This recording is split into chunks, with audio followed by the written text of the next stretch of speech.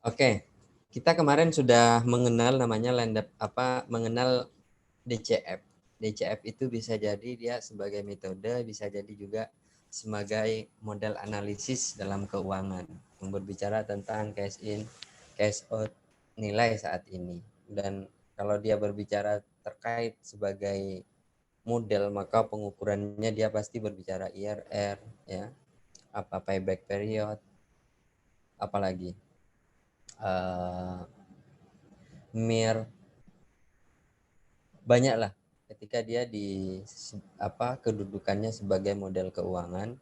Tapi tetap seperti yang saya sampaikan kemarin, kalau dalam land development itu kita mengukurnya adalah nilai residunya, ya. Nilai residu itulah yang dijadikan sebagai nilai bagi aset tersebut. Nah, di DCF pun sama halnya, ya.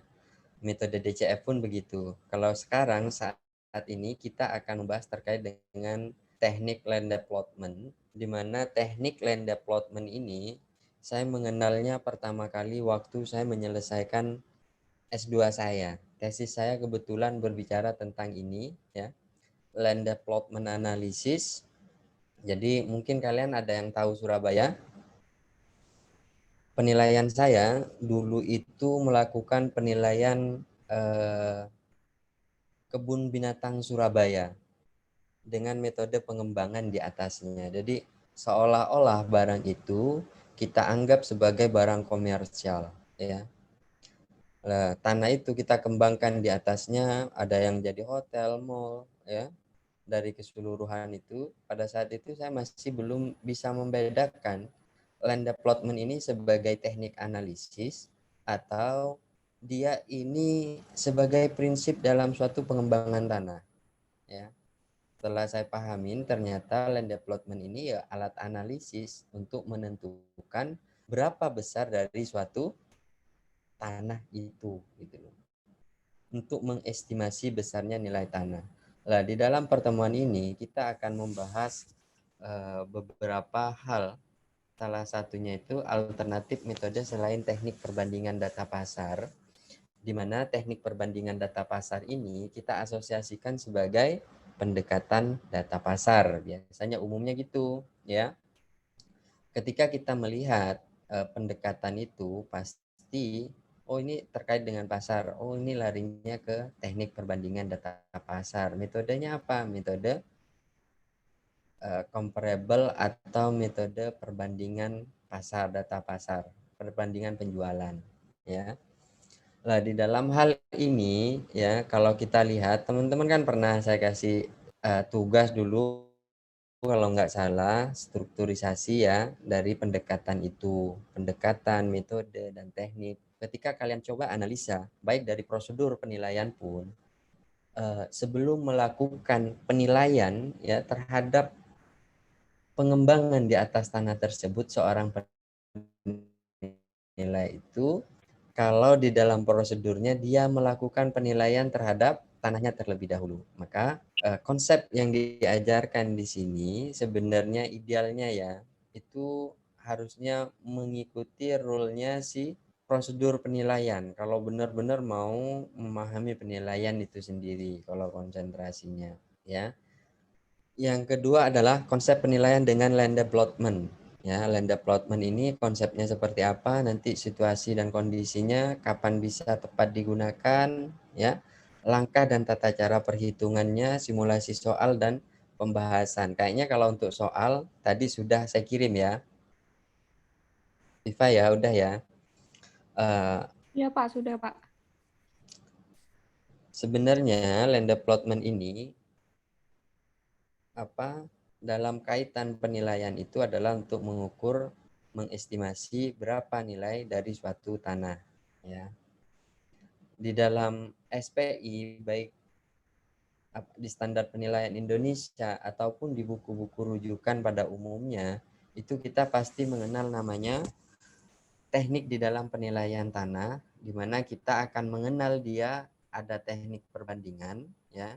Teknik perbandingan ini dibanding-bandingkanlah, ia dari satu objek data pasar 1, data pasar 2, data pasar 3, minimal 3, Ya, setelah ketemu data pasar itu, apa yang dilakukan? Yang dilakukan adalah melakukan adjustment atau penyesuaian. Penyesuaian ini apa? Berapa besarnya? Sebenarnya kita tidak konsentrasi seberapa besarnya, tapi masuk akal tidak penyesuaian itu, ya. Nanti persoalan angka bisa kalian pakai, namanya teknik penyesuaiannya banyak ya. Mungkin di semester yang lalu kalian sudah dapat ada teknik penyesuaian cost adjusted, ada penyesuaian apa lagi, quality rating, subjektif, ada comparable, ada pirate. Semua itu adalah teknik penyesuaian berapa besar layaknya pengukuran terhadap penyesuaian itu. Ya, itu adalah kalau dari suatu alternatif itu bisa ditemukan tekniknya, maka pakailah itu. Apakah boleh pakai teknik yang sama ya untuk satu pekerjaan yang sama seumpamanya? Bisa aja selama itu pilihan teman-teman untuk mengkontrol, tapi penggunaannya diharapkan penggunaan satu ya. Kalau di teknik ini bedanya. Kalau teknik itu kalian masih bisa menggunakan beberapa teknik ya. Kayak teknik penilaian ini. Seumpama kalian menilai itu asetnya terpisah seumpamanya. Ada satunya 10 hektar, satunya itu ternyata misah sama si objek itu, ada 300 meter. Apakah harus dinilainya sama dengan yang 10 hektar? Kemungkinan besar beda ya. Bedanya apa? Dari sisi penggunaan teknik penilaiannya pasti sudah berbeda. Yang 10 hektar kemungkinan besar kita pakai teknik land development atau teknik penyisaan tanah ya. Bisa pakai dua teknik ini, dan yang ketiga, yang satunya bisa pakai teknik perbandingan data pasar. Dari teknik-teknik yang ada ini 5 ini ya, yang jarang lah digunakan yaitu teknik alokasi ya. Pada umumnya kita jarang menggunakan teknik alokasi ini karena kenapa? Data inputan risetnya kurang memadai di kita ya, maksudnya ya. Karena kenapa? Rata-rata data penawaran dan bangunannya tidak terstandarisasi. Spesifikasinya sulit kita verifikasi ya dari setiap pembanding. Terkecuali di luar negeri. Kalau di luar negeri, foto pembanding pun tampak ya. Tampak, oh ini data transaksi tahun ini, informasinya lengkap. Informasi terkait objek pun lengkap. Itu enaknya. Kalau di kita kan enggak ya. Paling kita hanya dapat di luarnya. Itulah yang menjadi kesulitan teman-teman penilai di Indonesia. Itu rata-rata baik penilai dari pemerintah ataupun penilai publik. Makanya pengenalan penilaian dengan teknik land development ini penting untuk dipelajari kalian ketika kalian nanti melakukan penilaian suatu objek yang luas sekali, tidak ada data bandingnya ya. Pertimbangan-pertimbangan di dalam proses pengambilan keputusan terkait dengan teknik penilaian ini itu ada di teman-teman semua. Kemarin kita udah bahas terkait dengan proses ya, pertimbangan, standar penerapannya bagaimana. Sebenarnya kalau kalian sudah paham standar penerapannya, kapan dia akan digunakan, maka pemahaman kalian terhadap penilaian itu akan lebih terbuka ya. Keterangannya apa sih, kenapa kita harus pakai teknik land development, kenapa tidak pakai teknik penyisaan ya. Semua itu ada ciri-cirinya ya, ada ada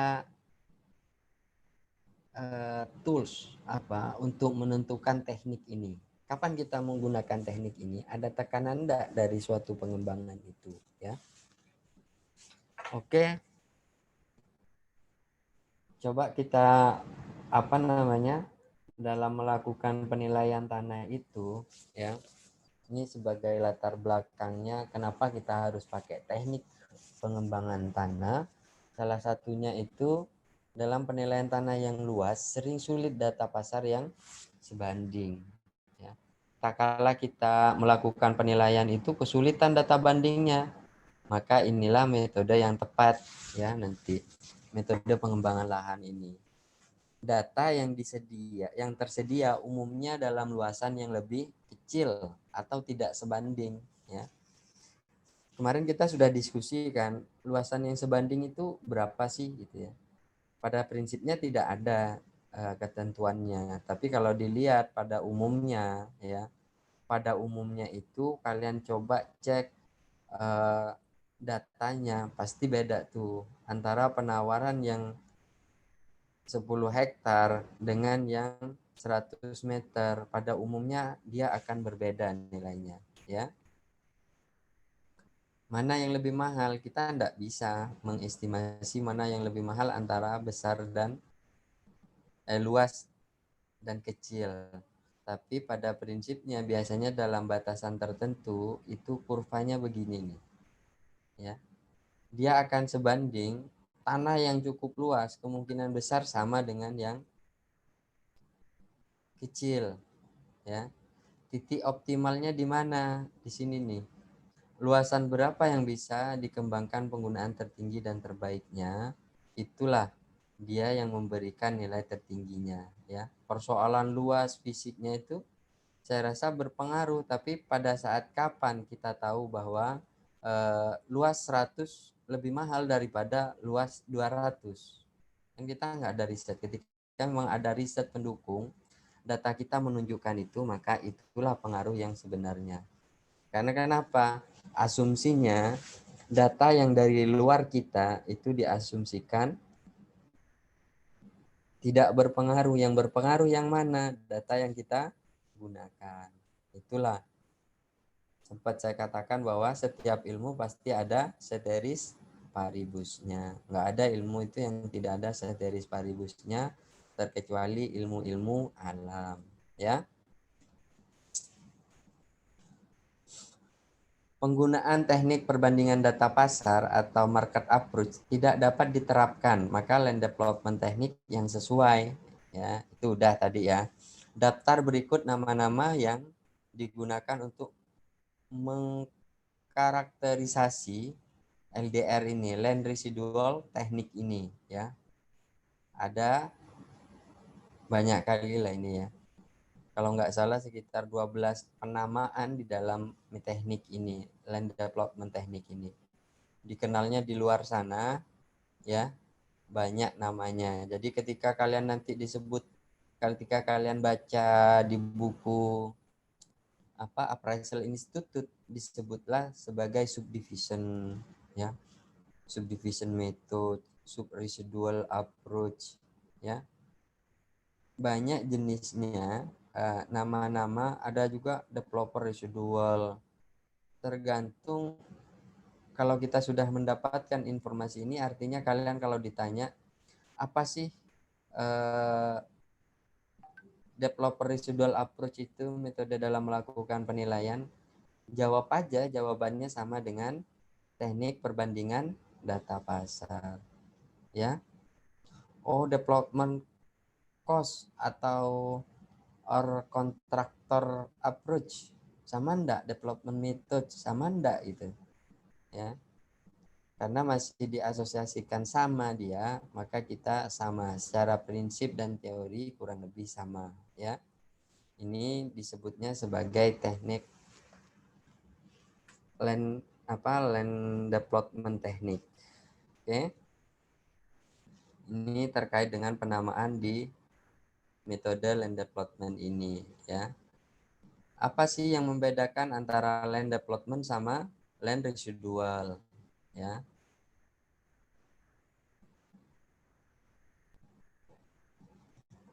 Pada prinsipnya yang membedakan antara kedua teknik ini, kalau teknik penyisaan tanah itu lebih kepada aset itu sebagai aset inventory, dan aset inventory cash flow-nya itu dari cash in-nya itu dari pendapatan sewa ya. Dari pendapatan sewa. Kalau teknik pengembangan tanah ini dia dari pendapatannya dari jual, berarti asetnya sebagai aset inventory tuh ya. Dari keseluruhan teknik ini, dari keduanya ini sebenarnya hampir mirip ya.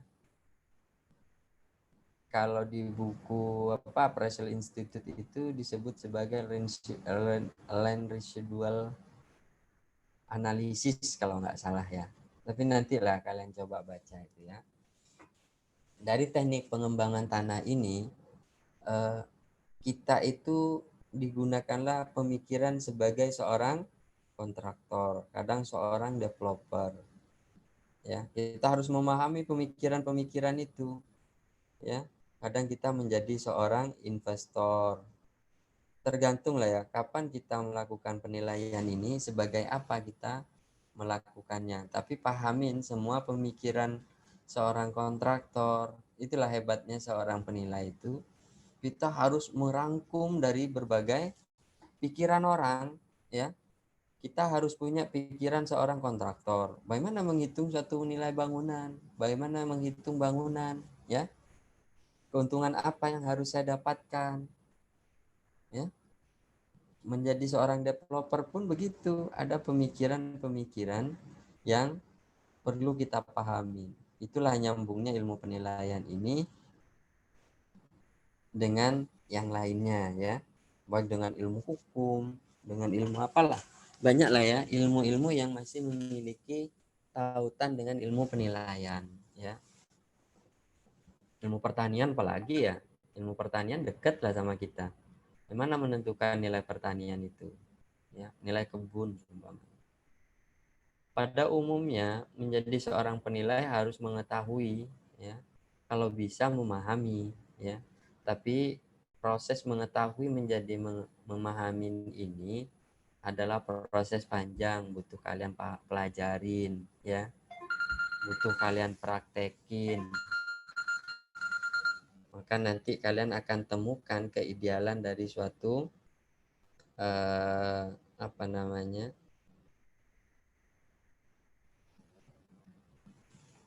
seni di dalam melakukan penilaian itu sendiri ya.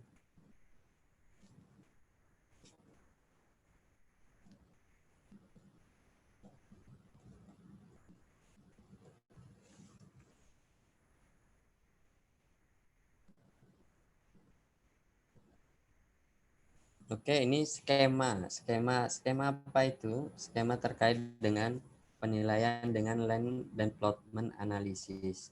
Sebentar ya, saya ke toilet dulu ya. Iya, Pak. Iya, Pak. Baik, Mbak.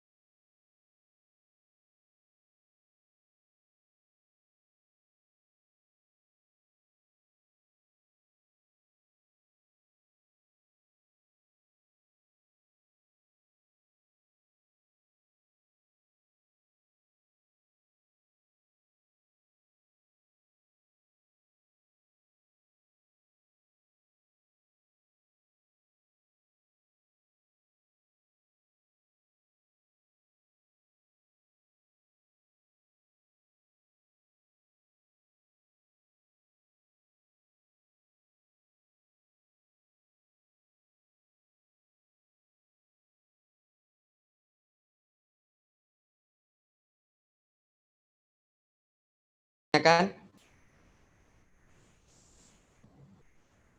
Banyak Pak, banyak Mas gitu. Ayo ada yang mau ditanyakan? Belum ya? Izin bertanya, Pak. Yang teknik pengembangan tanah itu pas menilai kebun binatang Surabaya itu ada kesulitan ini nggak? Apa ada asumsi khusus gitu nggak, Pak, terkait pengembangan itu? Apa sama kayak penilaian properti sebelumnya? Oh iya, kalau pada saat itu kan karena tujuannya akademik ya. Uh, saya coba menganalisa dia sebagai peruntukan komersial ya. Jadi diasumsi dia, asumsi. Kalau seumpama pemerintah itu merubah peruntukan dari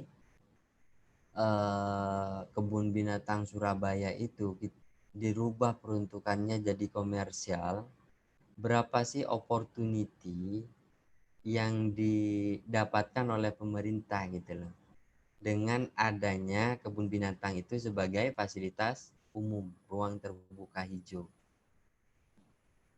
Berapa luasnya saya agak lupa sudah ya. Intinya dari situ kita coba mengukur berapa besarannya. Jadi saya bandingkan dia dengan existingnya, apa namanya, dengan metode DCF sih sebenarnya.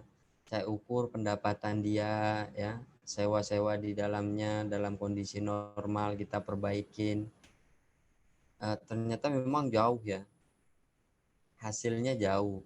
Itulah kita anggap sebagai opportunity bagi pemerintah dengan ditetapkannya kebun kota itu sebagai ruang terbuka hijau. Mungkin di Indonesia satu-satunya ya yang terkebun binatang di pusat kota ya kebun binatang Surabaya itu. Kayaknya di Indonesia itu satu-satunya ya. Asumsi, isinya banyak asumsi di dalam pengembangan lahannya ya. Pada umumnya ya penilaian biasa aja sama kayak yang lain. Cuman isinya kan asumsi yang banyak. Kayak berapa tahun pengembangannya, periode pengembangannya, bagaimana skema pengembangannya sama, ada semua. Setelah apakah itu bangunan satu blok tower gitu atau terpisah, tower-tower terpisah. Kita buatnya mixed use dulu. Oke. Ada lagi? Primawan, Pak Ketua ini ya.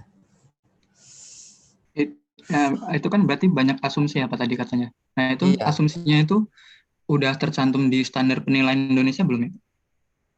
Enggak dia. Sebenarnya kita kalau tunduk kepada penilaian Indonesia itu beda lagi cara melakukan penilaiannya.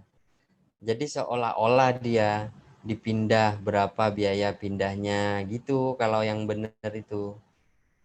Kalau tujuan penilaian real ya maksudnya ya mau menghitung berapa nilai objek binatang kebun binatang itu seumpamanya. Pemerintah mau merelokasi seumpamanya. Itu ini kebun binatang, kita seolah-olah kebun binatang dan fasilitasnya ini dipindahkanlah ke suatu daerah yang layak gitu ya. Yang layak, berapa biaya atau kos yang disampaikan termasuk itu nilai bagi kebun binatang tersebut. Ya. Pembeliannya, pemeliharaannya, penataan semua. Pokoknya total kos yang dikeluarkan di proses pemindahan itu diasumsikan nilai dari dia. Nilai dari kebun binatang tersebut. Ya. Kalau mau tunduk kepada yang benar. Tapi kalau tujuan akademis bebas-bebas saja sih. Yang penting dijelaskan tujuannya apa gitu ya. Itulah kebebasan di dalam ekspresi sebagai ilmuwan itu enak. Ya, tapi kalau seorang profesional tidak boleh begitu. Asumsinya tidak rasional kan sebenarnya. Mana rasional itu kebun binatang dibangun? Kan nggak rasional sebenarnya. Dibangun hotel, mall, diganti tiba-tiba ditutup tuh. Padahal harus ada biaya yang dikeluarkan. Tapi saya tidak mengukur itu. Ini dalam tinjauan akademis saja. Kalau tinjauan akademis kalian bebas mau buat apa aja itu. Tapi kalau real tidak boleh begitu. Kalian mau ngitung itu land development ya, pakai metode land development, maksudnya developmentnya di situ ya kalian seolah-olah beli di tempat lain, kalian kembangkan lagi biaya pemasaran, biaya semua lah ya yang terkait dengan karakteristik itu harus diserahkan menjadi nilai bagi dia. Pasti ada premiumnya juga, karena kenapa? Ada historis yang harus dipindahkan.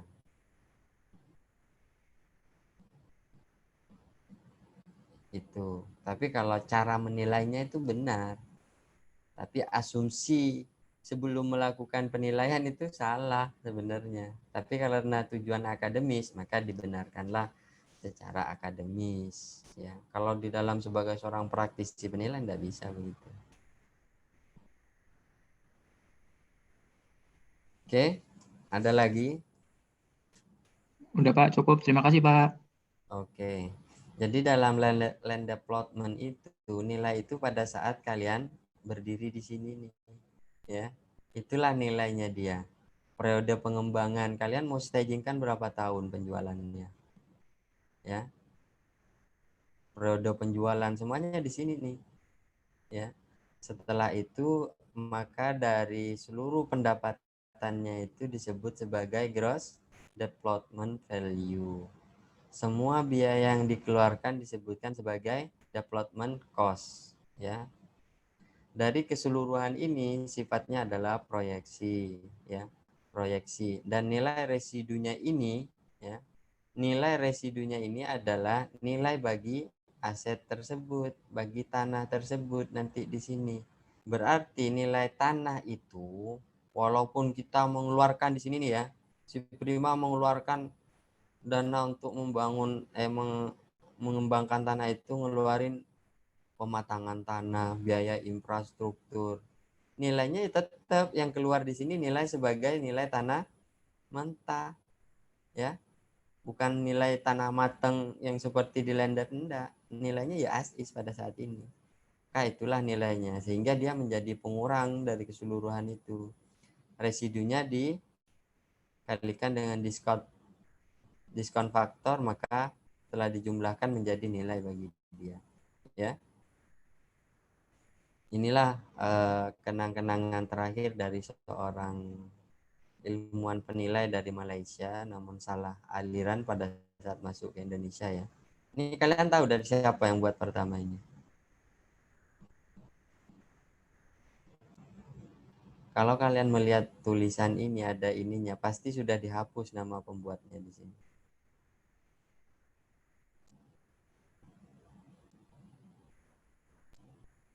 Ini kalau nggak salah diperkenalkan oleh Dr. Asari, ya. Dia lulusan Reading University, ya, di Inggris sana, di mana asal penilaian pertama kali ya di Inggris, ya. Dia memperkenalkan ini, namun tak lama dia 2005 ya yang terbunuh di Batu itu karena seorang teroris. Makanya dia enggak kita sampaikan sumbernya dari mana, etiknya begitu, dia udah nggak dianggap. Oke. Dari skema ini coba kita lebih turunkan lagi, menghitung gross development value yang tadi ya. Gross development value itu adalah potensi dari penerimaan. Dari mana saja penerimaannya? Yang pertama dari skema penjualan, ya. Penjualan itu artinya berapa produk yang diciptakan, berapa yang dijual, tipenya apa saja, hingga menjadi ketemu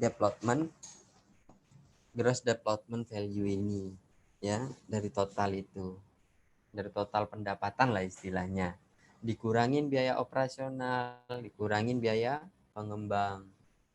Apa itu biaya pengembang? Biaya pengembang maksudnya biaya pengembangan atas tanah tersebut, di atasnya berapa dikeluarkan, itulah keseluruhan di situ, ya. Keuntungan pengembang. Keuntungan pengembang ini apa? Keuntungan yang diharapkan oleh seorang developer. Ketika dia mengembangkan suatu lahan, dia mendapatkan berapa persen sih keuntungan pengembang rata-ratanya gitu. Kalian tanya, seumpama tetangga, paman, ayah, bibi, datuk, ya, seorang developer, tanyain aja. Berapa tuh kalau kita mau keuntungan seorang developer itu? Ya. Bukan keuntungan proyek ya, beda lagi ya. Kalau keuntungan proyek itu kan di total dari keseluruhan dikurangin, beda lagi. Kalau ini keuntungan pengembang. Kalau kamu menjadi seorang investor, berapa sih harapan dari keuntungan yang kamu harapkan? Itulah di situ. Biaya lainnya yang sesuai. Seperti apa sih biaya lainnya? Ya pajak, ya. Pajak properti, desainnya, apa? Pembuat set plan itu loh. Dan skip dia, ya, semua biaya terkait dimasukkanlah dia, maka ketemu net cash flow-nya berapa dijadikan present value, maka itulah nilai pasarnya, ya. Nilai pasar dari properti tersebut adalah residu dari pendapatan dia. Oke, ada yang mau ditanyakan?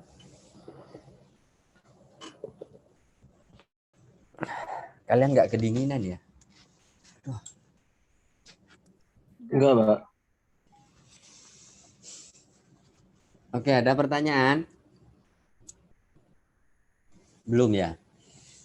Oke, metode ini dapat dipergunakan bila tanah yang dinilai terletak pada daerah yang sudah berkembang. Artinya berkembang itu di sekitarnya tanah, kalau tanah di dalam hutan gitu, kita land development. Land developmentnya apa nanti? Aksesnya bagaimana? Oh, kita land development, Pak. Land developmentnya kita jadikan coupling rumah di dalam hutan. Siapa yang mau beli? Oh, kita land development, Pak. Kita tanam porang di situ. Boleh, ya. Tapi aksesnya ada enggak gitu. Intinya setiap tanah pasti memiliki nilai, dan setiap nilai itu pasti memiliki manfaat dari tanah tersebut, ya. Tanah yang gersang pun itu pasti ada nilainya, ya. Tanah yang dinilai terletak pada daerah yang sedang berkembang, ini lebih enaknya gitu ya. Namanya ini teori, biasanya ada asumsi-asumsi yang dibangun. Jadi pengembangan di daerah tanah yang sedang berkembang, di mana di situ data pasarnya ada gitu. Ini di keterangan kedua ini, data harga pasar tanah yang sejenis sulit diperoleh, tetapi harga jual tanah yang telah dikembangkan dapat diperoleh. Contohnya apa? Oh, di situ ternyata di kawasan yang sudah agak berkembang lah ya. Di situ ada tanah kosong yang kalian nilai, di sebelah kanan kiri atau di lingkunganmu itu ada yang sudah dikembangkan sebagai perumahan. Lah, data tanah mentah yang sudah dikembangkan maksud tadi itu adalah tanah yang perumahan itu. Ya. Kurang lebih nilainya di situ. Tapi bagaimana cara pengukurannya? Ya lewat model DCF. Itulah cara untuk menentukan nilainya berapa. Ya. Teknik ini pada umumnya dipergunakan untuk menilai bidang yang cukup luas dan yang peruntukannya untuk rumah, apartemen, gudang perkantoran yang dijual, ya. Kalau saya sebenarnya menilai teknik ini, apapun yang dijual, ya, baik pengembangan untuk rumah, perkantoran yang cash flow-nya semasa itu digunakan untuk jual, maka itu disebut sebagai land development. Ya, ada pendapatan dia tetapnya. Tapi kalau tanahnya itu sebagai aset inventory tadi dijual, maksudnya di sini ya udah kita sebut sebagai teknik pengembangan. Bagaimana kalau itu peruntukannya sebagai kelapa sawit? Kita sebenarnya enaknya menyebut teknik apa itu? Coba Fasa.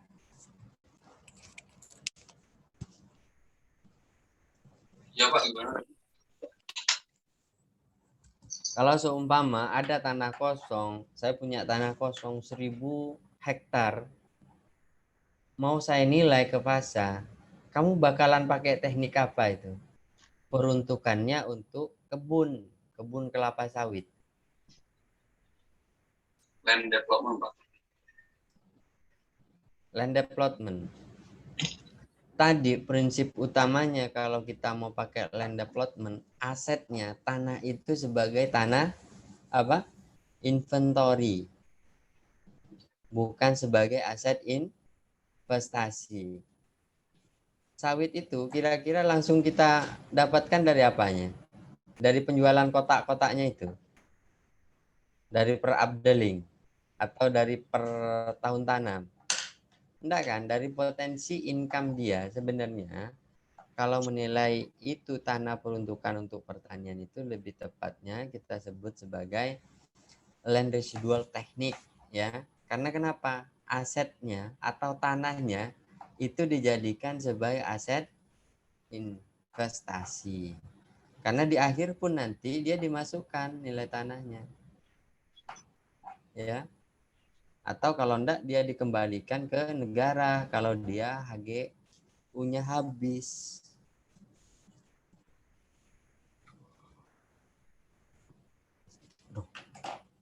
Tapi kalau kalian nanti diminta menilai itu apa namanya, disuruh menilai lah sederhananya. Coba tentukan pajak tanah kebun itu gitu.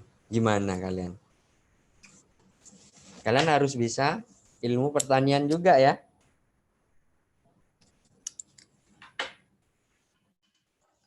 Saya enggak pernah belajar penilaian teh karena ada kerjaan menilai teh. Saya harus belajar menilai teh. Saya bukan orang kebun, apa orang lulusan pertanian bukan saya. Tapi kita harus belajar semua. Itulah enaknya jadi penilai. Ilmu apapun masuk. Yang penting jangan masuk lah ilmu santet ya. Iya, Langsung Pak. lah kalian tolak kalau ilmu santet itu. Ya. Oke, selanjutnya kalau dia dikembangkan sebagai perumahan atau apapun itu, diharapkan dia sudah memiliki apa, sudah disetujui ya set plan dia. Rencana pengembangannya sudah disetujui sama pemerintah setempat.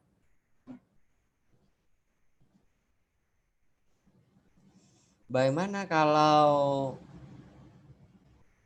asetnya tersebut belum memiliki izin yang disetujui itu tidak ada? Apakah boleh kita melakukan penilaian dengan teknik ini? Ayo Cynthia. Siapa? Kok Cynthia sih?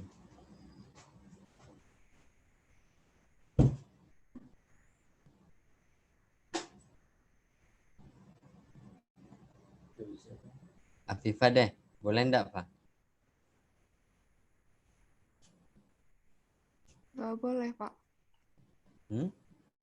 Tidak boleh, Pak. Powernya mati. Kabel mati. Halo? Internetnya yang rusak. Enggak, itunya mati. Oh, itu ini. Itunya mati jadi modemnya mati. Oh, pantas. Enggak dapat listrik. Pindah deh.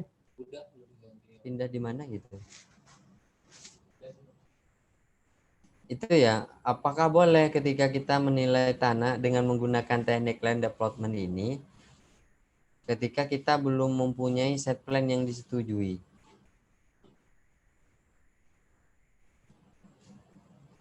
Halo? Tidak boleh, Pak. Tidak boleh ya? Enggak dikerjakan Iya. lah kamu nanti pekerjaanmu.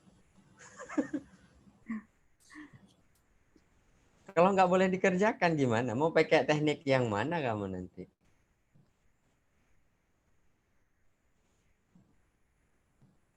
Sebenarnya ini sebaiknya saja. bukan suatu kewajiban. Orang namanya dia teknik, ya. Seandainya ada analisis lain yang bisa digunakan, kita gunakan analisis lain, ngapain ruwet-ruwet, kan? Tapi ada biaya tambahan di sini. Bagaimana cara menentukan set plan-nya? Mintalah ke pemberi tugas, ada enggak Pak set plan-nya, rencananya? Kalau nggak ada, oh, coba kamu buat dan tanyakan ke dia, kalau Bapak punya rumah ini, perut tanah ini, kira-kira Bapak mau buat apa? Ya, mau dijadiin berapa kamar, berapa kapling umpamanya.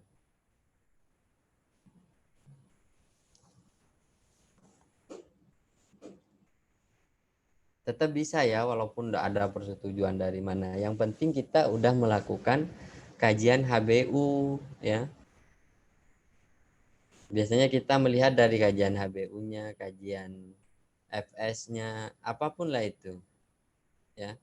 Atau kalian bisa pakai dari sekitarnya, pasarnya bagaimana, tipe rumahnya bagaimana. Oh, kalau tanah 1 hektar dikalikan 60% yang bisa dikembangkan, ketemunya berapa unit sih? Gitu. Tanya developer lain, oh ketemunya 300 unit umpamanya. Ya udah, kalian buat juga sekurang-kurangnya mengikuti pasar, ya, mengacunya ke pasar. Dari hasil tinjauan lapangan, tanah harus mempunyai potensi, ya, mempunyai potensi untuk dapat dikembangkan menjadi daerah perumahan, pertokoan atau sejenisnya. Jadi pada saat kalian melakukan inspeksi itu, tanah tersebut punya potensi enggak untuk dikembangkan sebagai perencanaan yang kalian targetkan itu. Oh, rencananya mau saya buat perumahan, rumah sederhana gitu. Pasarnya ada enggak di situ? Oh enggak Pak, enggak ada rumah sederhana.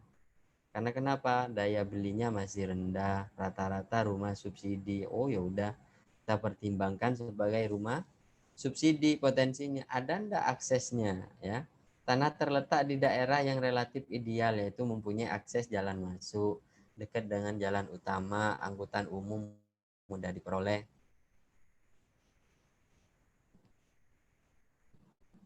Ya, aksesibilitas itu berpengaruh terhadap nilai dari suatu tanah tersebut. Kenapa berpengaruh? Karena kalau dia tanahnya apa namanya,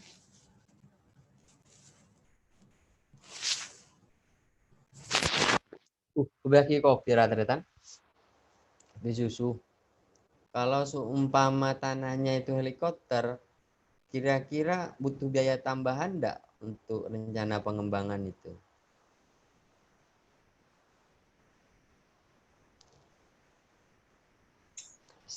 Disitulah aksesibilitas itu dibutuhkan. Kalau dia tanah helikopter, berarti kita harus mempertimbangkan akses masuknya. Berapa biaya kalau kita membeli, harga jalan masuknya itu dipertimbangkan sebagai biaya penyesuaian, ya. Menggunakan asumsi rencana penjualan, diskon rate dan lainnya, ya. Banyak asumsi-asumsi yang dibangun dari penggunaan teknik ini, ya. Makanya teknik ini harusnya banyak dikritik sih sebenarnya. Ya salah satunya teknik ini sesuatu yang imajiner, ya. Kita sedang menghayal menjadi seorang developer, ya. Jadi seorang developer, kita kembangkan, kita jual, data pasarnya ada enggak. Kadang data pasarnya sulit sekali, ya, membutuhkan waktu yang cukup lama di dalam melakukan analisisnya, ya. Makanya biaya yang dikeluarkan oleh siapa namanya, oleh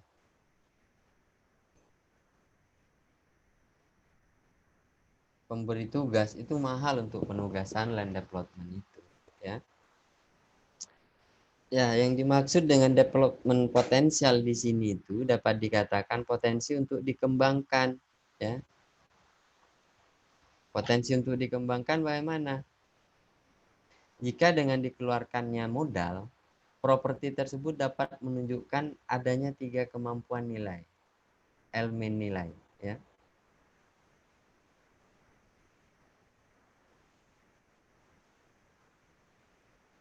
Kalau dia sebagai tanah kosong atau masih tanah mentah, lokasi telah atau kemungkinan besar akan dapat dimiliki IMB.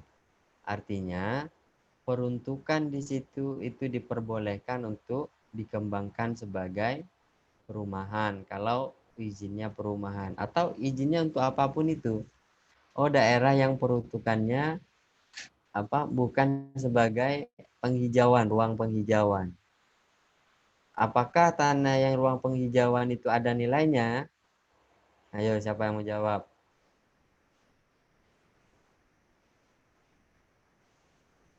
Ada Pak. Ada ya. Bagaimana cara menilainya? Mungkin untuk yang hijau kan bisa kita kaitkan dengan penilaian sumber daya alam itu Pak. Kan tetap dapat nilainya. Nah, kalau kita menghitung nilainya, nilai tanah hijau, berarti kita harus cari data tanah hijau juga. Atau dengan pendekatan lainnya atau teknik lainnya, ya. Tergantung bagaimana pengukurannya. Apakah itu ada nilai pasarnya? Cek dulu hijaunya hijau apa? Hutan kota kah? Atau hijaunya bisa dikembangkan sebagai lokasi golf kah? Gitu ya. Tinggal kita pastikan itu lapangan golf itu mahal juga pajaknya. Kalau kalian nanti jadi penilai, disuruh kalian menentukan nilai pasar tanah golf umpamanya. Berapa nilai pasarnya itu? Ya.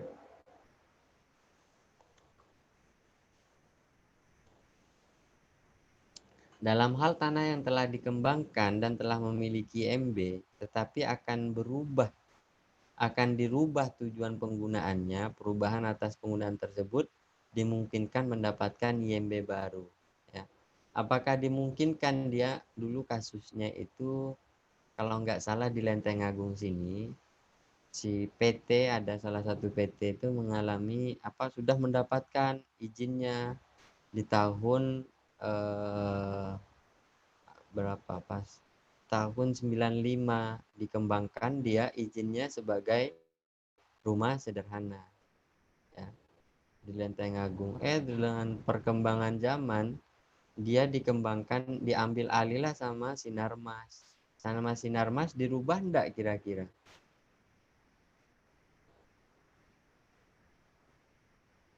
Dirubah lah sama dia menjadi rumah mewah. Beda enggak nilainya? Pasti beda. Makanya ketika kalian menjadi seorang penilai nanti, yang perlu kalian perhatikan, lihatlah di sekitar objek tersebut pengembangan apa di sekitarnya, ya.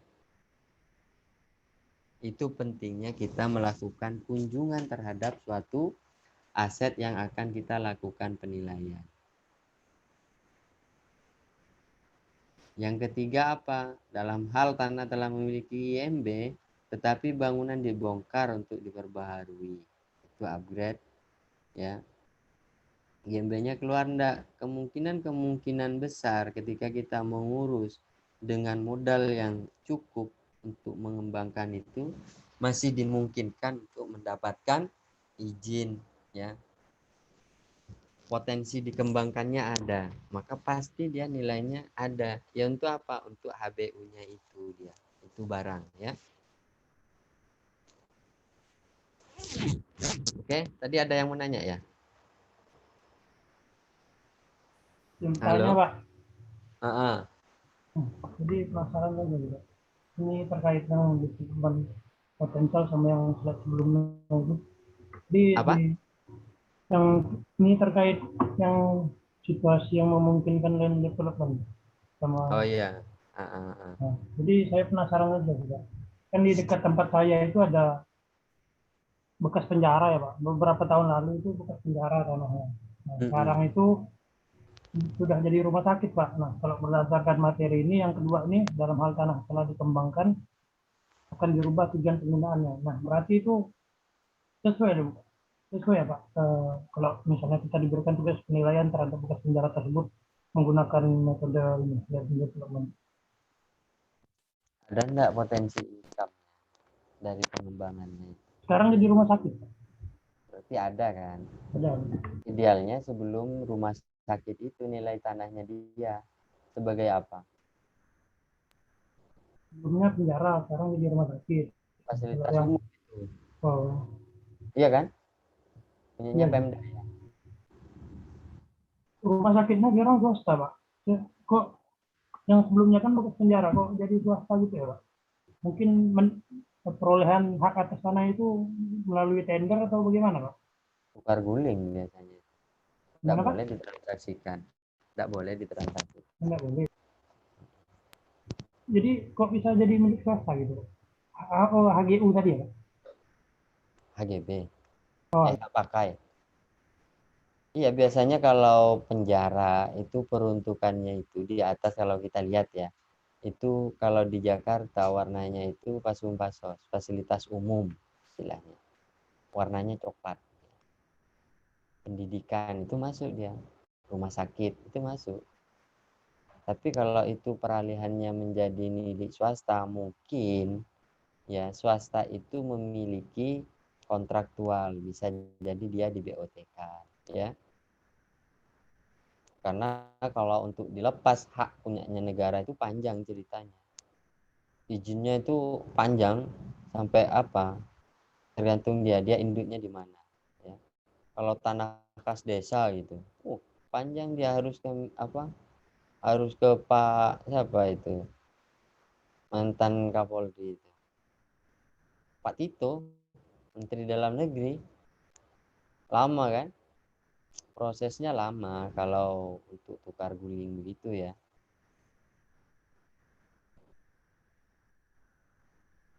Boleh saja selama itu memberikan nilai tertinggi maka itulah dia income dia. Tapi pada kalau cuma rumah sakit 1.500 berapa paling 1 hektaran lah luasnya. Ada enggak data pasarnya di situ? Kalau masih ada dengan peruntukan yang sama atau sama-sama campuran nih belum ditentukan ternyata ya cari aja yang sejenis dan sebanding. Syaratnya itu ya sejenis dan sebanding. Oke.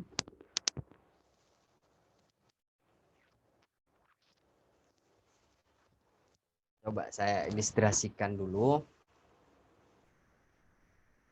Kita lanjut dulu ya. Teknik land development ini coba kalian lihat di SPI itu ada pengertiannya semua ya. Di mana teknik ini dapat diaplikasi dalam penilaian tanah. Proses ini meliputi proyeksi pengembangan tanah menjadi sejumlah coupling. Ini dia pengandaiannya coupling, di coupling menjadi perumahan. Padahal nggak semua land development ini bisa digunakan untuk dijadikan apartemen. Kalau coupling ini slot istilahnya ya, sejumlah slot atau sejumlah unit ya. Membuat analisa pendapatan dan biaya serta mendiskonto pendapatan bersih menjadi indikasi nilai. Teknik ini mungkin dapat diterima dalam beberapa situasi namun tergantung kepada sejumlah asumsi yang mungkin sangat sulit untuk dikaitkan dengan definisi nilai pasar ya. Penilai disarankan untuk berhati-hati dalam membuat asumsi dan disarankan untuk mengungkapkan secara utuh. Apabila pembanding tanah langsung tidak tersedia, metode ini dapat diterapkan dengan tingkat kehati-hatian. Artinya apa? SPI pun dia berbicara hati-hati ya kalau kalian menggunakan land development. Karena isinya itu suatu asumsi. Ya. Bagaimana kita real enggak seumpamanya? Biaya pematangan tanahnya. Real enggak biaya pengembangannya? Bagaimana destinasinya? Tamannya sebelah mana? Ya. Terkecuali sudah ada konsep ya. Kalau seorang penilai nggak ada konsep dari mereka, ya konsep dari kita ya. Konsep dari kita setuju enggak pemberi tugas? Sebelum kalian minta persetujuan pada saat penyampaian nilai, kalian harus menyampaikan rencana pengembangan kalian, ya. Artinya kalau kalian menyampaikan rencana pengembangan, kalian harus didukung oleh data pasar. Data pasarnya berbicara bagaimana? Oh, dikembangkanlah di data pasar itu ternyata yang sedang update di lingkungan itu rumah menengah atau apartemen grade A gitu. Masa kita mau menilai dia dengan grade C, kan nggak mungkin ya. Kita pastinya mengikuti pasarnya, ya. Pasarnya berapa, itulah yang diikuti oleh kita. Oke?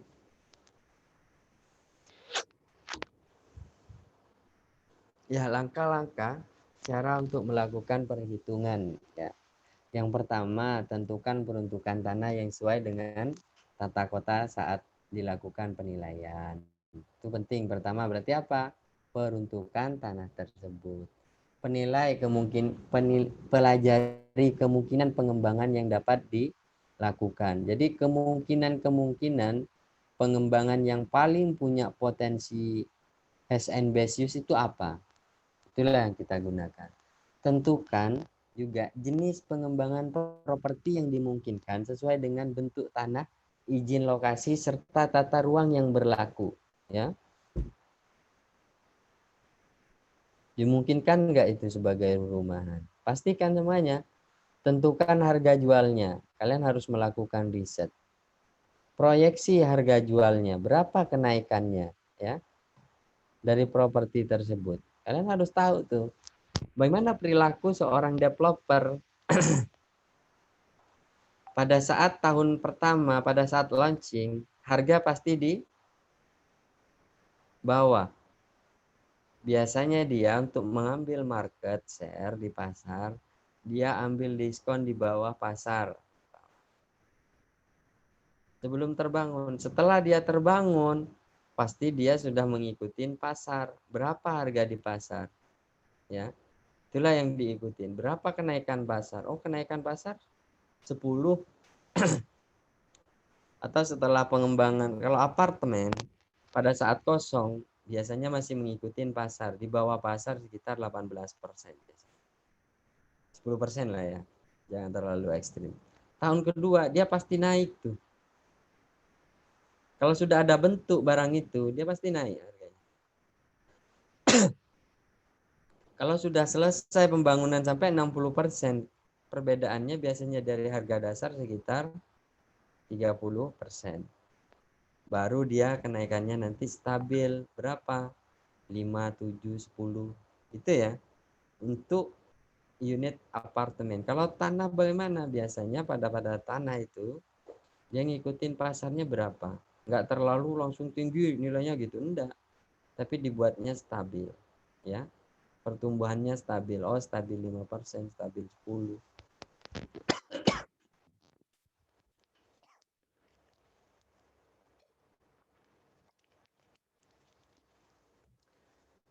Proyeksi penjualan seperti itu juga, ya. Pada proyeksi penjualan properti harus disesuaikan dengan kondisi pasar. Pasar daya serapnya berapa per bulan?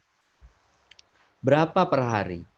Oh, daya serap pasar tiap harinya 30. Tiap bulannya. Berarti setiap hari 1. Berarti cash flow kita harus mengikuti itu. Oh, ada yang 30, ada yang 12, ada yang 18. Mana yang kemungkinan mirip dengan karakteristik kita jadikan acuan dia barang. Ya. Hingga akan ketemu perhitungan terkait dengan proyeksi pendapatan atas pengembangan tersebut. Hitung semua biaya-biaya yang terkait dengan pengembangan itu, ya, keseluruhan tanpa terkecuali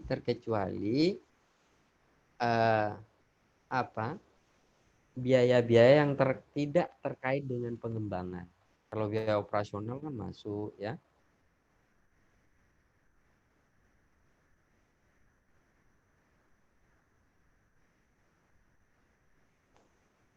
Syarat dari suatu pengembangan ini, disinilah dia kita harus memahami nanti ya di sini.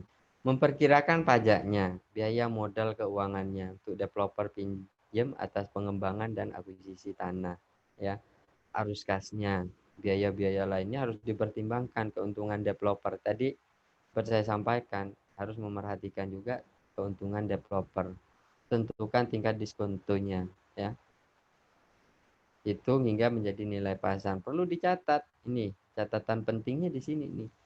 Perlu dicatat bahwa dalam tahapan ini seorang penilai juga perlu melakukan studi pasar, ya.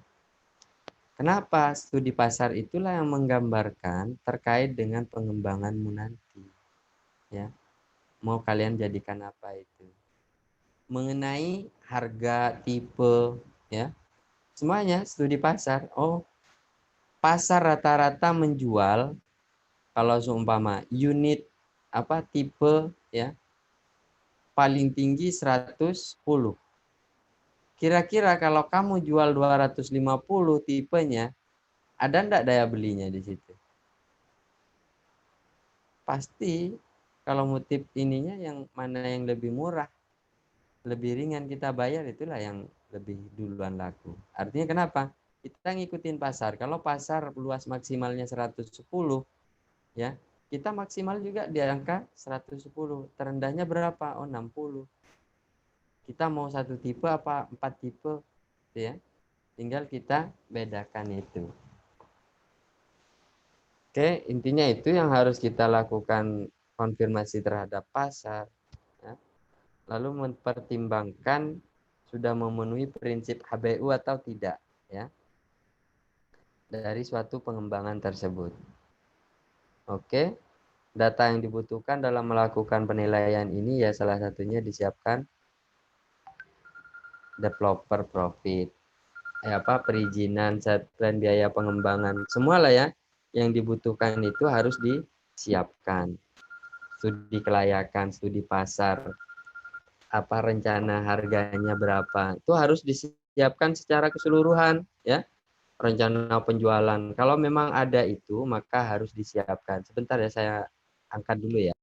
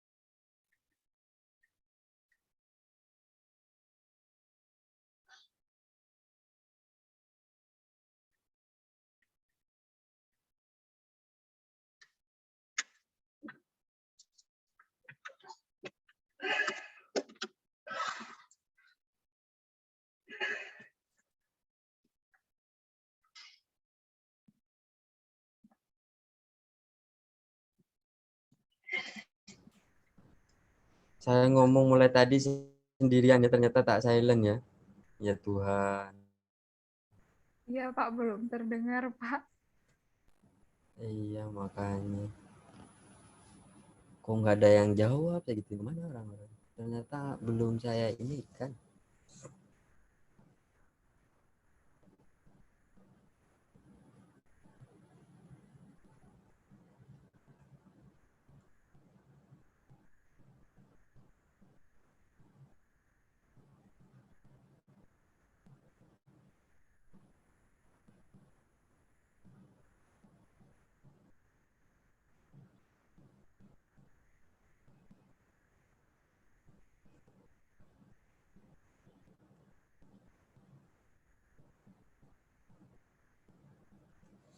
Jadi di dalam melakukan penilaian dengan apa namanya, dengan teknik land development itu ya, yang perlu kalian perhatikan satu, apa potensi pengembangan dari tanah tersebut ya, apa peruntukannya ya. Kalau kita dikasih luas tanah yang seperti ini, kita harus minta ya, apa saja potensi pengembangannya. Oh, di situ ada bisa villa, bisa ada mall, ada hotel ya. Dari pengembangan itu bisa kalian lihat nantinya ya, potensi-potensi pengembangan atas tanah itu dihitung ya. Dihitung bagaimana? Luas efektifnya berapa, potensi pengembangannya bagaimana ya. Setelah dilakukan potensi perhitungan ini, berapa unitnya semua ya, potensi pengembangannya berapa, setiap unit ketemu, baru kita tahu nih data pasar apa yang perlu kita cari. Oh, kita carilah data pasar apartemen, kalau ada apartemen di situ. Oh, ada hotel atau ada mall. Berarti data sewa atau data jual mall berapa sih per meter persegi ya? Atau dia ada target pasarnya berapa gitu. Kak, itulah yang menjadi riset kita. Dari total unit yang ada di pasar berapa ya?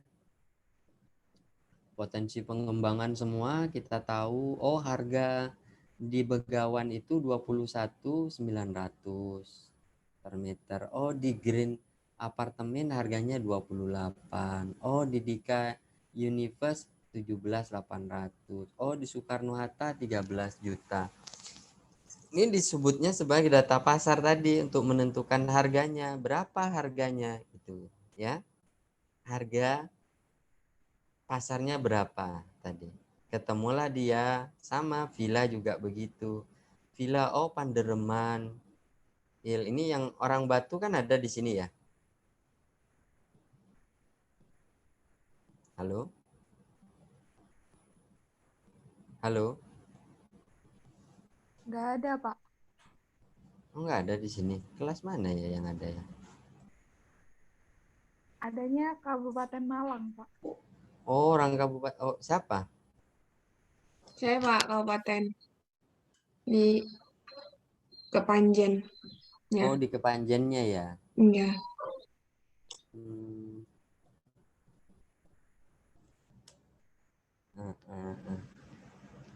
Ya, dari sinilah kita akan tahu ya bagaimana pengembangannya, data pasarnya. Setelah kita peroleh data pasar tadi, disinilah yang disebut dengan apa? Unitnya, ya, jumlah unit ini, penjualannya, tipenya mana ini nih. Ya, ini luas tanahnya, ini luas bangunannya. Ya. Oh, ini luas tanah. Ini luas bangunan, ya. Ini jumlah unit. Ya. Ketemu harga, berarti satu unit harganya berapa sih gitu ya. Berarti kita harus tahu berapa harga jual bangunan, berapa harga jual tanah. Ya, ketemulah. Nah, yang perlu diperhatikan nanti di pasar itu, Pak, kalau di pasar ternyata data pasarnya cuma 1 miliar, maksimal 2 miliar, kira-kira laku enggak terjual dari angka 4 miliar? Cek pasar, di penjualan di pasar. Ada enggak harga di pasar itu yang jumlahnya sampai 4,4 miliar? Kalau enggak ada, kalian perkecil ininya. Set plan dia itu enggak apa-apa. Karena kenapa? Daya serapnya semakin besar nominal yang dibayarkan, pasti daya serapnya pun semakin kecil, ya. Hingga setelah ketemu itu biaya lainnya, ini ketemu pendapatannya, ini gross income development-nya, gross development value, ya.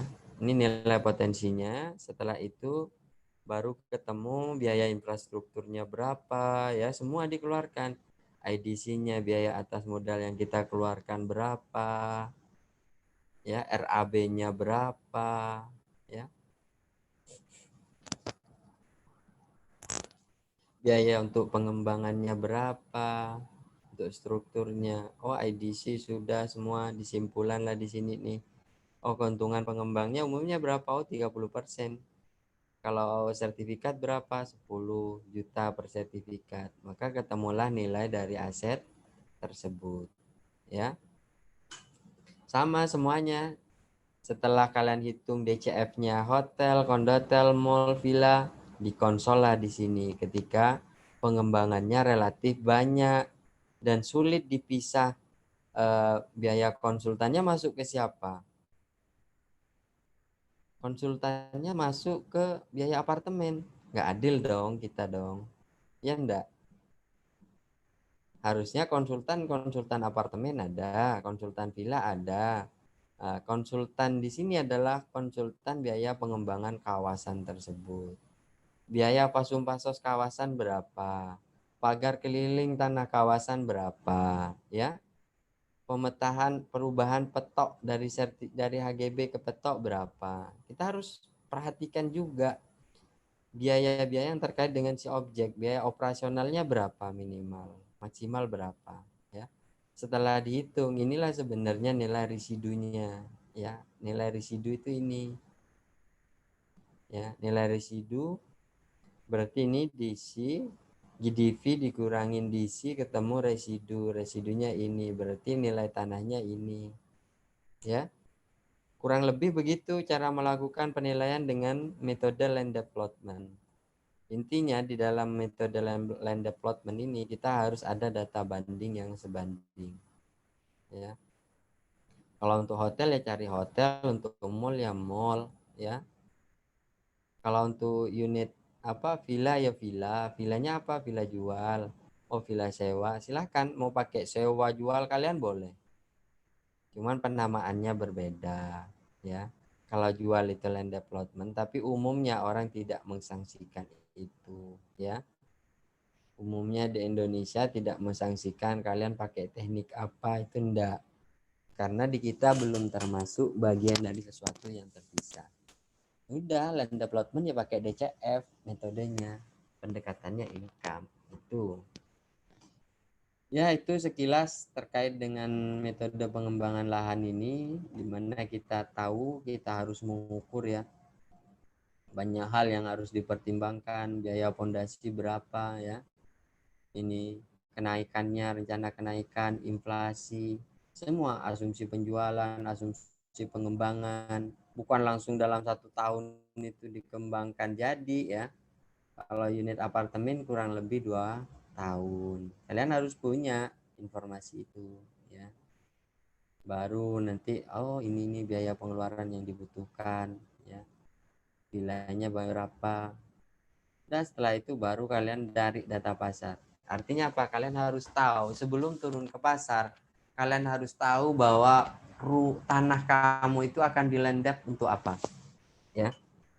Itu sederhananya. Oke. Itu yang dapat saya sampaikan pada pertemuan ini. Mungkin untuk yang soal itu kalian udah dapat, ya. Sudah saya kirim juga cara ngerjainnya, tinggal kalian pelajarin. Itulah intinya dari kita belajar. Kita coba ngerjain berapa nilainya, ya. Coba dihitung. Oke. Tadi udah saya kirim ya Excelnya, ya, Diva, ya. Diva, ya. Iya Pak, sudah Pak. Oke, penilai ini kasus 1, ya. Rencana penjualan kapling Ini kok sama sih? Oh, satu ya, satu kesatuannya. Kasus 1. Sebidang tanah yang akan dibeli oleh developer terletak pada daerah yang sedang berkembang pesat. Data pasar penawaran dari tanah sekitar sangat bervariasi.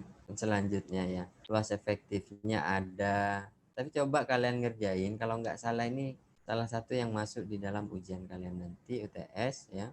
Biaya operasional dianggap tetap 250, tahun pertama sarana dan prasarana diperkirakan 900, 200, keuntungan developer 20, rencana pengembangan yaitu 300 meter dan 200 meter persegi, sedangkan rencana set plan terdapat 40 coupling dengan luas 300, berarti sisanya itulah coupling yang selanjutnya ya.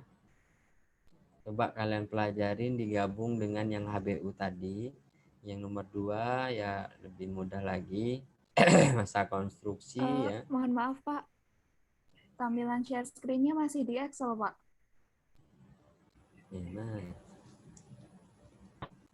Sudah, Pak. ya dari tugas ini coba kalian pahamin ya, dari kerjaan ini kan udah saya kerjain tuh ya.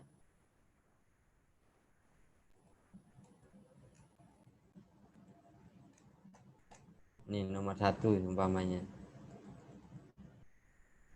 ya. Luas efektifnya berapa? 60-40. Kalian coba analisa. Oh, 60 itu efektifnya, berarti efektif yang bisa diperjualbelikan. Oh, tipenya ada 2, tipe 300, tipe 200. Tipe 200 rencananya 40 unit, berarti tipe 200 berapa? Ya. Nah, ketemu 120. Berarti total pengembangan berapa? 160. Kenaikan harga 10%, harga jual 300 naik 10%. Tipenya ya. Nih. Tipe 300, tipe 200 ya.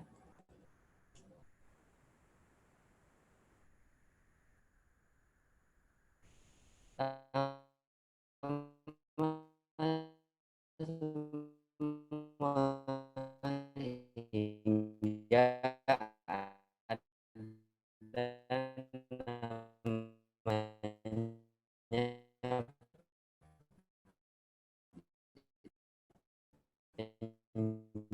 penjualan couplingnya Pak, mohon maaf, Pak. Oh, tahun pertama tipe 260 unit, tahun ke Mohon maaf, putus-putus, Pak.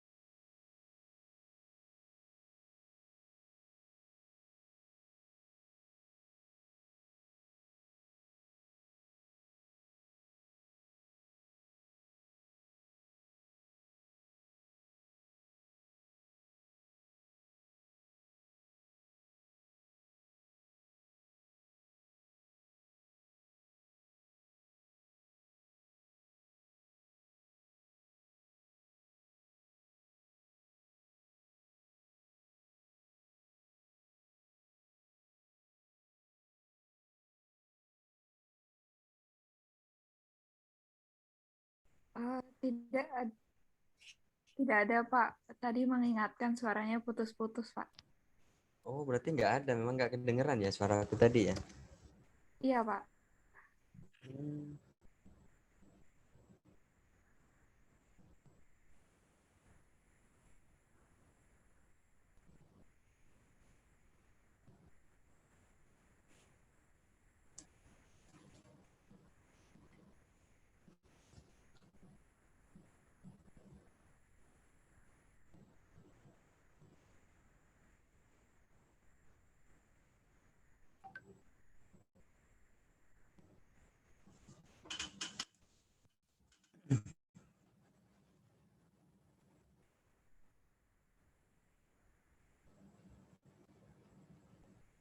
Halo, ya gimana? Ada pertanyaan?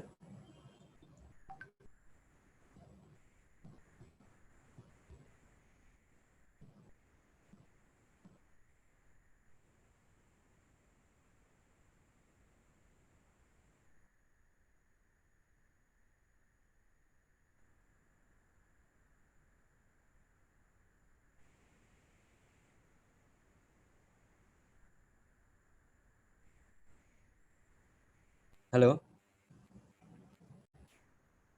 Iya, Pak. Sepertinya belum ada pertanyaan, Pak, dari teman-teman.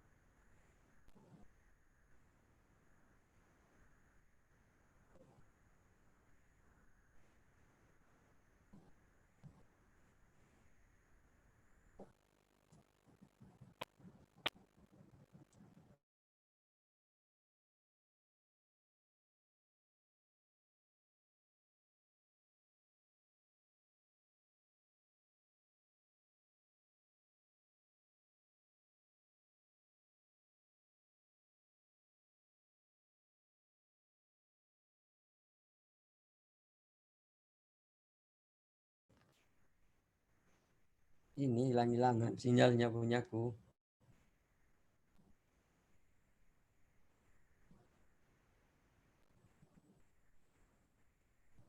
Halo?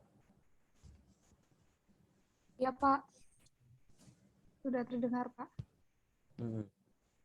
Ya, dari sini kita punya kesimpulan terkait dengan nilainya. Biaya pengembangannya berapa, biaya operasionalnya berapa, ya.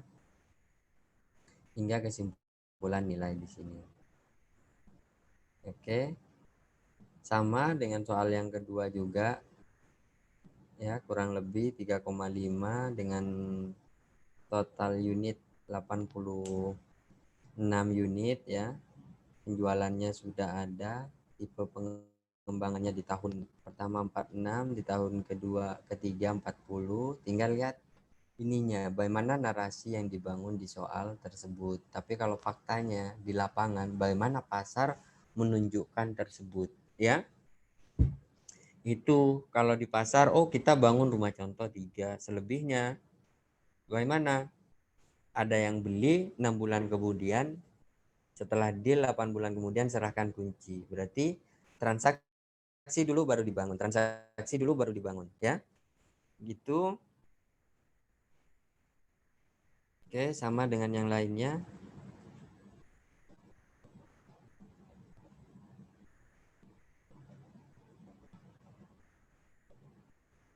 Oke, ada yang mau ditanyakan?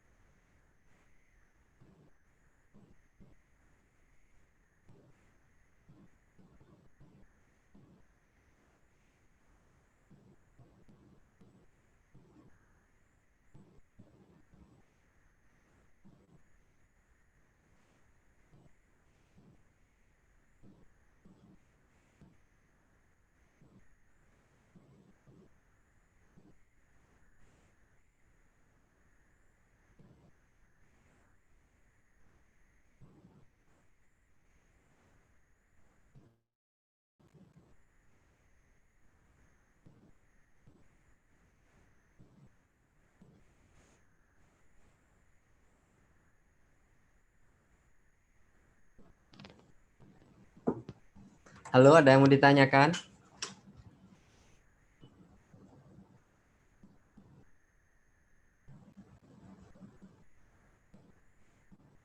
Kalau nggak ada, coba kalian pelajarin itu, coba kerjasama dulu sama teman-temanmu ya.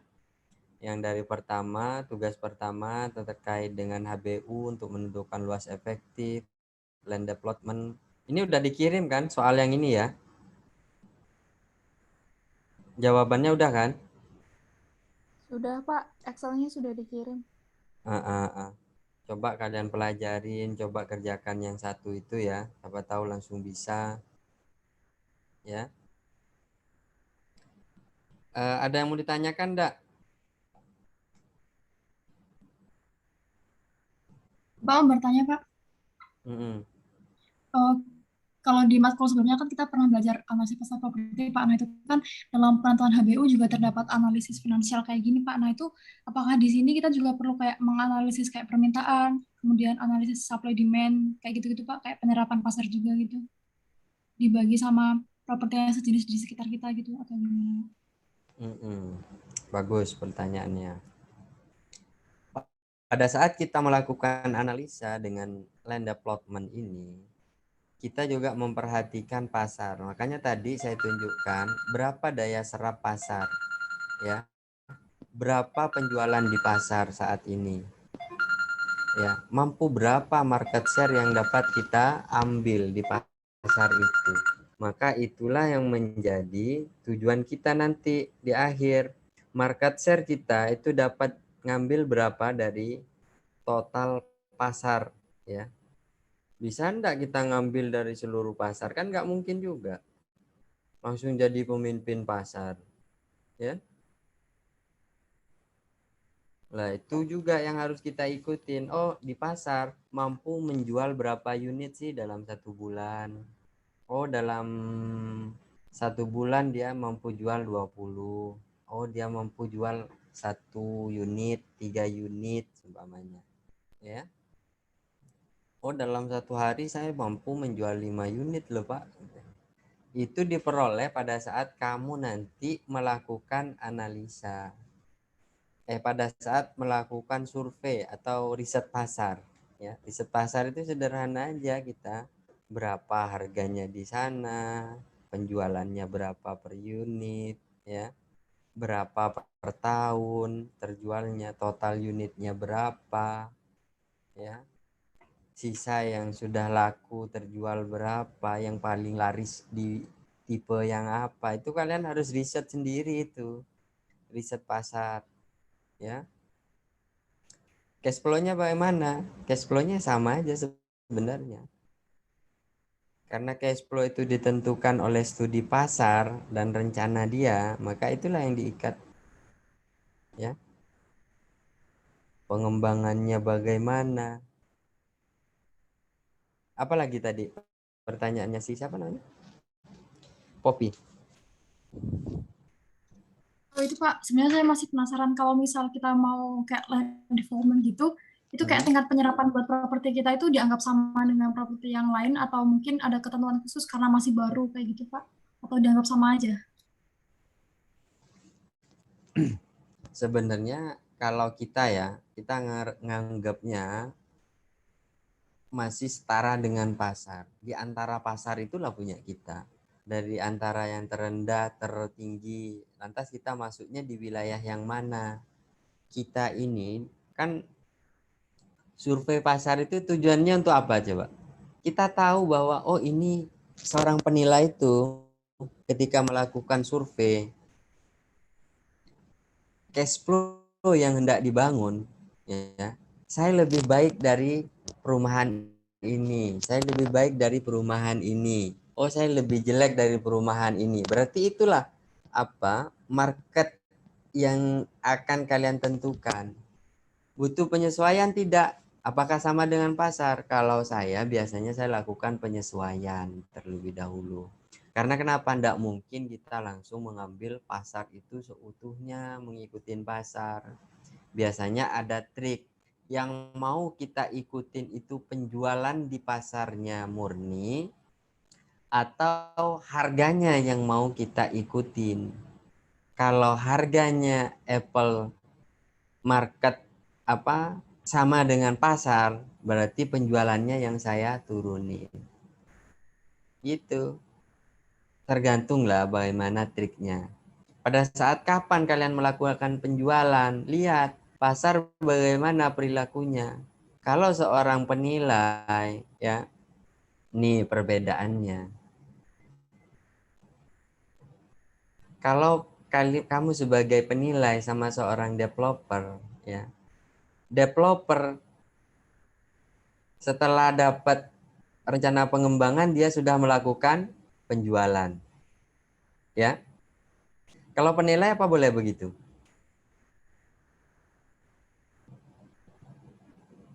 Kalau penilai enggak, kita coba urus dulu perizinan semua. Jadi itu dia kalau penilai, perizinan semua diurus lengkap, IMB udah keluar, semua sudah keluar. Untuk pengurusan legalitas 9 bulan, pengurukan semua lah ya, sekitar 1 tahun. Baru pengembangan, setelah pengembangan jadi sekitar 30%. 30% itu berarti kalau 100% bagi 24 bulan, ya, berarti disitulah dia akan melakukan penjualan. Pada umumnya standarnya, saya pernah membaca peraturannya, cuman kok hilang ya, seorang developer atau pengembang itu bisa melakukan penjualan setelah 30% terbangun, ya. Kenapa saat ini itu banyak developer atau kontrak atau developer yang jual gambar setelah terutama di Malang yang saya pelajarin kemarin, di Surabaya banyak ya, Jakarta lebih banyak lagi, ya. Di Malang itu baru jadi set plan-nya, rencananya udah heboh di media, launching semua, udah laku terjual 30%, tiba-tiba IMB-nya enggak keluar, ya. Biaya booking sudah jalan semua, ya. Ternyata proyeknya gagal terbangun. Bagaimana dengan uang DP masyarakat, ya? Akhirnya ini yang diantisipasi oleh seorang penilai. Tidak mungkin kita sebelum melengkapi diri dengan semua perizinan, kita langsung membuat cash flow-nya, pendapatan. Itu bedanya. Kalau seorang penilai, kamu harus tahu dulu berapa Bu mengurus ini, masanya ini, ya. Baru nanti pengembangan, setelah pengembangan baru penjualan. Pengembangan sekitar 30% lah, baru penjualan, ya. 30 komersil, sarana 30%. Biasanya begitu dia. Baru dilakukan penjualan. Baru terlihat cash flow-nya, ngikutin pasar yang mana. Intinya gini, menilai itu bukan persoalan matematika, ya. Kenapa disebut sebagai profesi? Karena dia ada unsur subjektif dari seorang profesional itu, dari seorang penilainya. Sama tadi kayak pertanyaannya Popu, apakah kita langsung mengikuti pasar secara keseluruhan? Lihat dulu segmen pasarmu yang mana, yang mungkin kamu ambil pasarnya itu yang mana, harganya, lihat harganya, lihat total limitmu, ya, ketika melakukan penilaian itu. Itu kalau dari saya untuk penggunaan land development ini.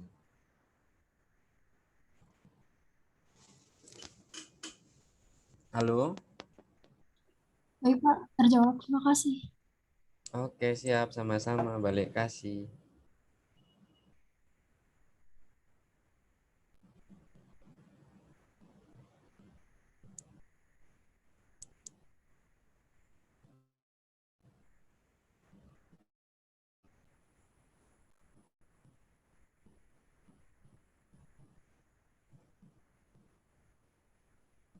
Oke, ada pertanyaan?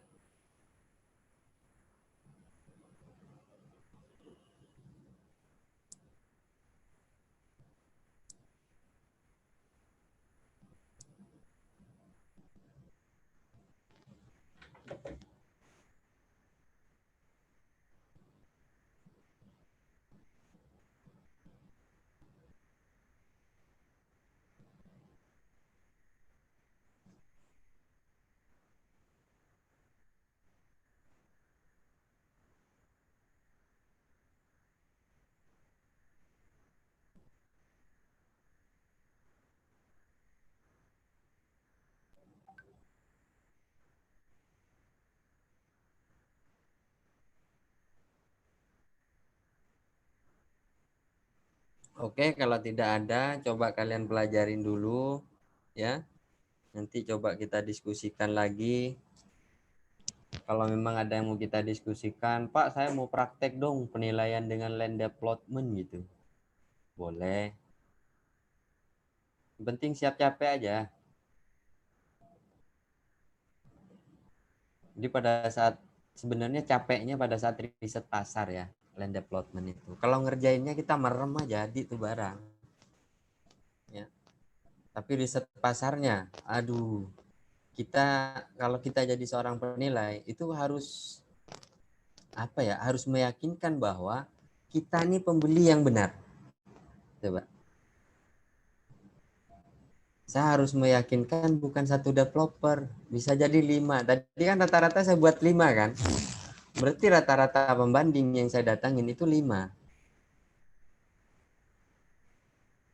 Saya harus tahu, oh ini lokasinya di sini nih. Oh ini kantor marketingnya. Saya lihat, so unit, coba. Oh Bapak bagus ya kalau beli di sini sama istri, pemandangannya bagus, villanya bagus. Oh ini apartemennya enak Pak, kalau Bapak sewakan nanti dapat juga, biar kita yang jagain gitu. Apa? Kalau orang kata tuh, ya Pak ini dosa kita kerja begini nih, bohongin orang, ngasih angin-angin surga aja sama orang, ya kan? Kadang saya mikir kalau saya tidak kerjakan ini lebih berdosa lagi banyak orang yang nganggur. Mungkin dosanya hanya ditanggung saya, ya kan? Tapi saya tidak merasa karena itu sebagai pekerjaan profesional. Itu bukan menipu tapi ingin survei data pasar. Ya. Kadang saya ada yang jujur. Emang Bapak mau beli di sini? Oh enggak, saya carikan punya saudara. Oh enggak, saya sedang survei. Saya gituin. Survei apa Pak? Kadang digituin kan, ditanya kan. Oh survei Pak, buat beli gitu. Saya kadang gitu. Kalau sudah nanya lanjut, kalau enggak ya udah survei gitu aja. Tanya-tanya dulu. Itulah keasikan menjadi seorang penilai. Apa kalian dilatih untuk bisa komunikasi dengan orang lain. Awal-awal saya tahun 2014 itu, saya disuruh ke Batam ya, cari data pasar. Rumah, apartemen, kondotel, mall. Ya Mikius.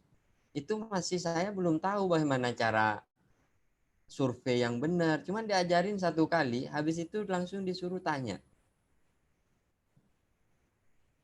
Apa yang saya bingung coba kalian? Ketika saya ditanya, Pak,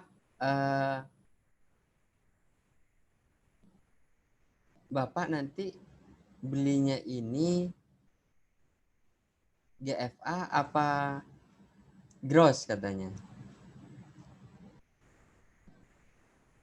Dia mau ngetes apakah saya ini seorang penilai atau bukan sama marketingnya itu. Itu pasti dicoba sama marketing yang tahu penilaian. Penilaian itu apa, ya. Kadang ya kita harus pura-pura. Kadang ya punya pura-pura menjadi suami istri ketika survei. Itu udah biasa tuh. Oh iya Pak, saya pengusaha dari Madura, Besi Tua, kebetulan saya ditugaskan ke sini nih, gitu. Saya mau beli rumah, mau beli apartemen, gitu kita. Saya orangnya yang sulit berbohong, coba. Kalian tahu kenapa sulit berbohong? Saya ngomong aja udah ketahuan tuh. Oh ini orang Madura katanya dia. Ngomong aja nggak usah memperkenalkan diri, udah pada tahu tuh. Oh, ini orang Madura ini katanya. Jadi tidak boleh kita lanjutkan untuk berbohong lagi. Oh ya, saya lagi buka usaha di sini. Gitu. Kebetulan ada uang kecil, mau beli apartemen gitu kita. Lagi ada proyek di sini Pak, lagi mau tender. Ya, trik-trik cara mencari data pasar itu, riset pasar itu bagus menjadi seorang penilai. Mungkin kalian masih saat ini ya belum sampai kepada tahapan inspeksi. Kalau cuman pakai data di internet itu lebih mudah. Tinggal kalian ambil udah jadi tuh. Tapi kalau inspeksi langsung, serunya minta ampun. Pengalaman apa ya? Ada sensasi yang tidak pernah terbayarkan oleh rupiah. Ya. Ketika kalian survei di satu perumahan itu, kalian datanya lengkap apa yang diinginkan dalam kertas kerja. Itu luar biasa sudah. Terharu kita, bahagia sekali itu. Itu pengalaman menjadi seorang penilai dan juga sebagai seorang surveyor, ya. Tapi itu ya yang dapat saya sampaikan. Mohon maaf kurang dan lebihnya karena memang tidak ada. Oh, belum di absen ya. Pertanyaan. Iya, Pak. Portalnya belum, Pak. Oh iya iya. Oke, siap kalau gitu.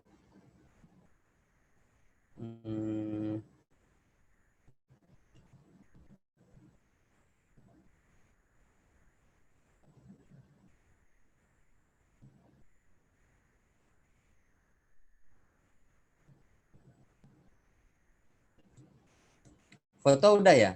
Siapa yang ngirim tadi? Saya, Pak, sudah dikirim di chat. Viva ya? Iya, Pak.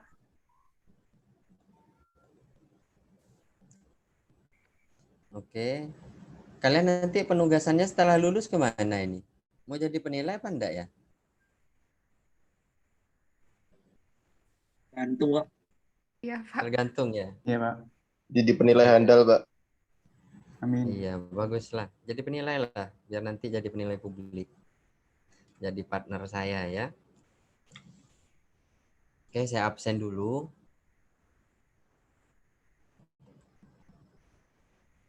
Saya absen ya. Afifa, Hadir, Pak.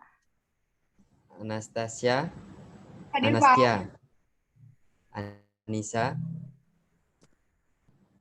nggak ada Anissa. Aprilio, Hadir, Pak. Audia Putri, Hadir, Pak. Cynthia, Hadir, Pak. Fahriza, Hadir, Pak. Fahrul Riza, Hadir. Faza. Hadir, Pak. Faza ini itu ya, penaannya ungu itu, bahasa ungu itu ini. Satu keturunan mungkin, Pak. Satu keturunan ya. Amin. Ganggas, mana Ganggas nggak ada suara hari ini dia. Pak. Capek paling. Enggak, Pak. Saya on terus kok. Oh, oke. Ghazali. Hadir, Pak. Oh, lemes Ghazali ini. Guru.